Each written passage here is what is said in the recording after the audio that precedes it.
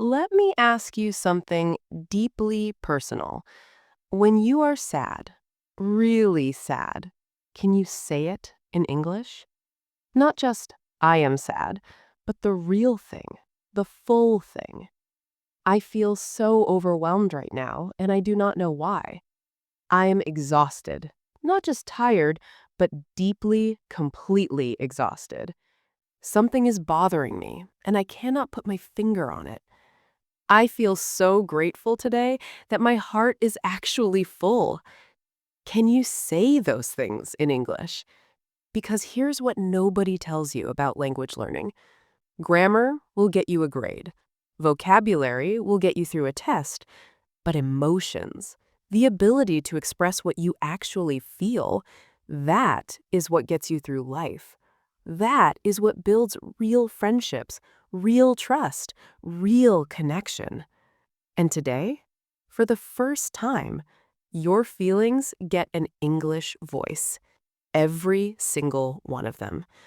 Stay until the end because after today, you will never be lost for words when it matters most. Hello, everyone. Welcome back to Everyday English with Ember. If you are joining us for the very first time, welcome to the family. This is your safe, warm, judgment-free home for English learning. One day, one sentence, one brave step at a time. And if you have been here since day one, 10 days strong, 10 days. Do you know what 10 days of daily practice does to a brain?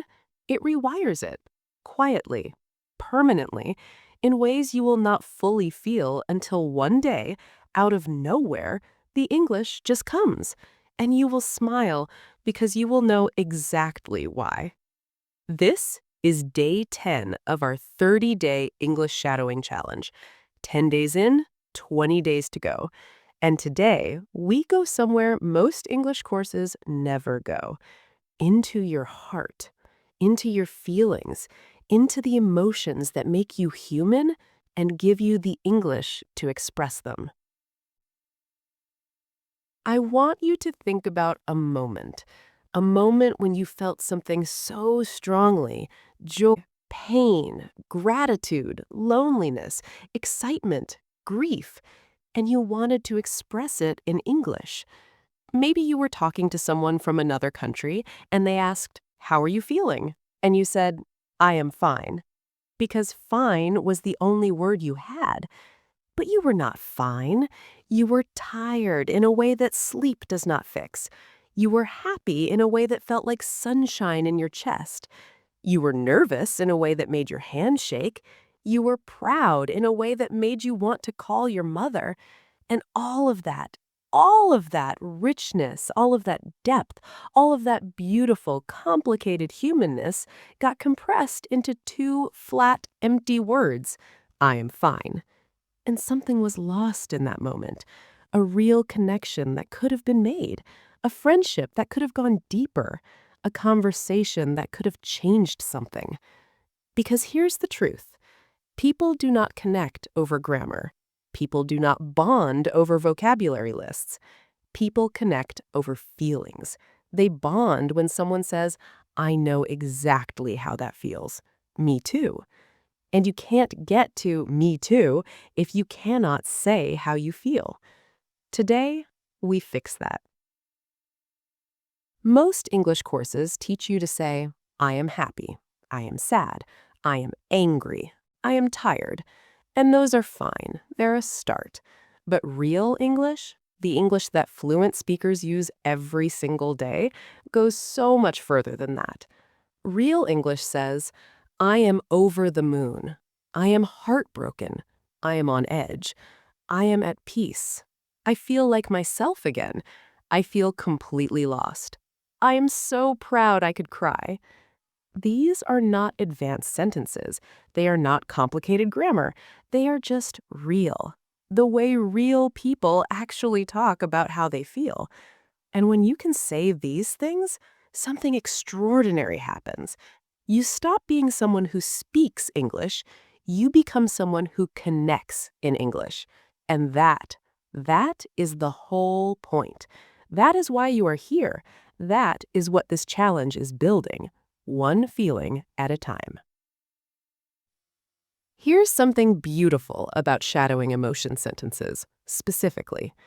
When you shadow a feeling, when you say, I feel overwhelmed, or I am so grateful out loud, your brain doesn't just learn the words, it connects the words to the feeling. So the next time you actually feel overwhelmed, the English is already there, already connected, already waiting. You don't have to search for it. You don't have to translate it. It just comes because you've already felt it in English. That's the magic of shadowing emotions. It doesn't just teach you the language of feelings, it makes feelings and language one single thing. And once that connection is made, it never breaks. Same 5 rules every single day. Rule 1, listen first. Feel the meaning, no translation.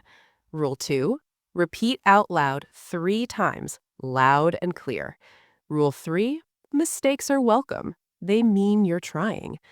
Rule 4, feel every word. Today especially, really feel what you are saying. Connect the English to the actual emotion inside you. Rule 5, go at your own pace. Pause and repeat any sentence as many times as you need.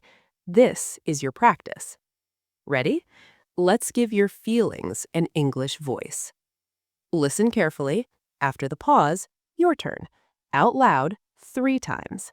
I feel so grateful today, and my heart is genuinely full. I feel so grateful today, and my heart is genuinely full. I feel so grateful today, and my heart is genuinely full. What are you grateful for right now? Not in general, right now. This moment, this video, this breath, that feeling, whatever it is. That is what this sentence is about. Say it like you mean it, because gratitude spoken out loud in any language multiplies. I am feeling a little overwhelmed, but I know this feeling will pass. I am feeling a little overwhelmed, but I know this feeling will pass. I am feeling a little overwhelmed, but I know this feeling will pass. Overwhelmed. Such an important word because life is overwhelming sometimes. And when it is, you need the language to say it. Not to complain, but to be honest with yourself, with someone who cares.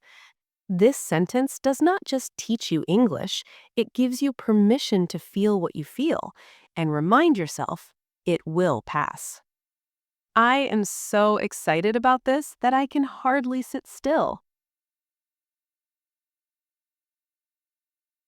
I am so excited about this that I can hardly sit still.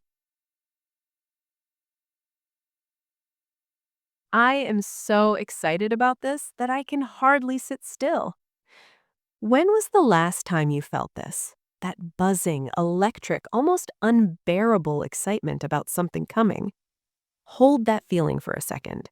Now, say this sentence from inside that feeling. That is what makes shadowing so powerful. You are not just practicing words, you are practicing being alive in English.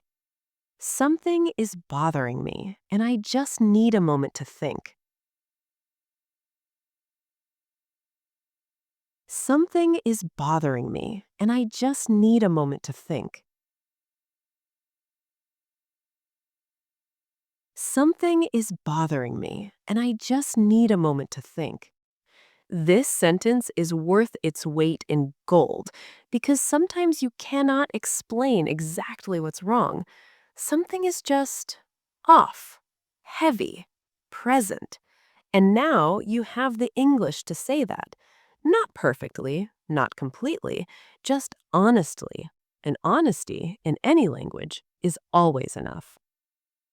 I feel so proud of myself, and I want to remember this moment. I feel so proud of myself, and I want to remember this moment. I feel so proud of myself, and I want to remember this moment. This moment, right here, 10 days into a challenge most people never even start. Feel that pride, not the quiet kind that you swallow before anyone notices, the real kind, the kind that sits up straight and says, I did something hard and I'm still doing it. Remember this moment. You earned it. I am feeling really anxious right now, but I'm doing my best. I am feeling really anxious right now, but I'm doing my best. I am feeling really anxious right now, but I'm doing my best. Anxious. One of the most common human feelings in the world, and one of the most rarely taught words in English courses. Because English courses teach happy and sad, but life gives you anxious, nervous, on edge, unsettled. Now you have the word, and more importantly, you have the ending. But I'm doing my best, because you always are. I feel completely at peace right now, and I'm enjoying this moment. I feel completely at peace right now, and I'm enjoying this moment. I feel completely at peace right now, and I'm enjoying this moment. At peace. Two words that feel like a long exhale, like putting something heavy down, like arriving somewhere after a long journey. When was the last time you felt at peace? Tonight, before you sleep, say this sentence, even if it is not completely true yet. Say it until it is. I am heartbroken right now, but I know I will get through this. I am heartbroken right now, but I know I will get through this. I am heartbroken right now, but I know I will get through this. Heartbroken, not just sad. Heartbroken, which means something that mattered broke, something real, something loved. If you have ever felt this, and most of us have, this sentence is for you. Because being able to say, I am heartbroken and I will get through this in English means your pain has a voice and your strength has one too. I feel so happy right now that I wish I could hold on to this feeling forever. I feel so happy right now that I wish I could hold on to this feeling forever. I feel so happy right now that I wish I could hold on to this feeling forever. Think of your happiest recent moment, the kind that made your whole face change, the kind that made you laugh from somewhere deep. Hold it. Feel it. Now say this sentence from inside that memory, because happiness remembered in English is happiness lived twice. I feel lonely sometimes, but I know I am never truly alone. I feel lonely sometimes, but I know I'm never truly alone. I feel lonely sometimes, but I know I'm never truly alone. This one is for the person who needed to hear it today. The one watching this alone in their room, wondering if anyone understands. You are not alone. There are thousands of people watching the same video, feeling the same feeling, saying this same sentence. You are part of something. You always have been. I am feeling frustrated, but I am choosing to stay calm and keep going. I am feeling frustrated, but I am choosing to stay calm and keep going. I am feeling frustrated, but I am choosing to stay calm and keep going. Frustrated with your English, with your progress, with life, with the gap between where you are and where you want to be.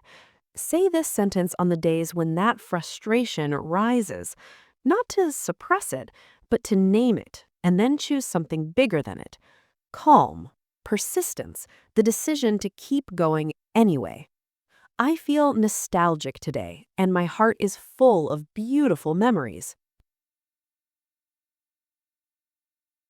I feel nostalgic today, and my heart is full of beautiful memories. I feel nostalgic today, and my heart is full of beautiful memories. Nostalgic, one of the most beautiful words in the English language. That bittersweet ache for something that was, a place, a time, a person, a version of yourself. If you have ever felt it, and you have, now you have the English to say it. And saying it makes it real. And real things can be shared, and shared things become a connection.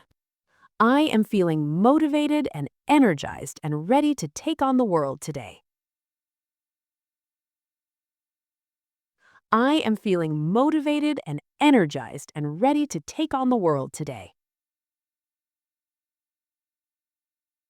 I am feeling motivated and energized and ready to take on the world today. Say this one tomorrow morning, first thing, before the day has a chance to tell you otherwise, before the emails arrive, before the responsibilities pile up, before the world reminds you of everything you have to do. Say it first and watch what happens to your day. I do not always know how I feel, but I'm learning to understand myself better. I do not always know how I feel, but I'm learning to understand myself better. I do not always know how I feel, but I'm learning to understand myself better. This might be the most honest sentence in today's practice, because sometimes feelings are complicated, messy, contradictory. You're happy and sad at the same time, you're grateful and frustrated in the same breath, and that's okay. You don't have to understand every feeling perfectly. You just have to be willing to look at them, in English, with kindness, with curiosity, with time. I am feeling emotional today, and that's completely okay. I am feeling emotional today, and that's completely okay. I am feeling emotional today, and that's completely okay. Your final sentence for today, and the most important one, because somewhere in this video, in one of these sentences, something touched you. Something made your chest feel tight, or your eyes feel warm, or your heart feel seen. And that's completely okay. That means the English reached you. Not just your brain, but you. And that is everything this channel is for. And that is day 10. 1/3 of this challenge complete. 15 sentences about the feelings that make you human. The joy, the anxiety, the pride, the loneliness, the peace, the heartbreak, the gratitude. All of it now in English. Tonight, before you sleep, try this. Think about how you felt today. Really felt, not fine. The real thing. And describe it in English. Record it on your phone. Write it in your diary, or just say it quietly in your head. I felt today because one sentence. That is all. One honest English sentence about your real feelings. Do that every night and watch how quickly your emotional English grows and how much better you start to understand yourself in the process. Now, comments time. Tell me, how are you feeling right now? Not fine, the real thing. In English, right here. Because this community is a safe place, and your feelings, in English, are welcome here. Tell me which country you are from, and tell me which sentence today touched you the most, and why.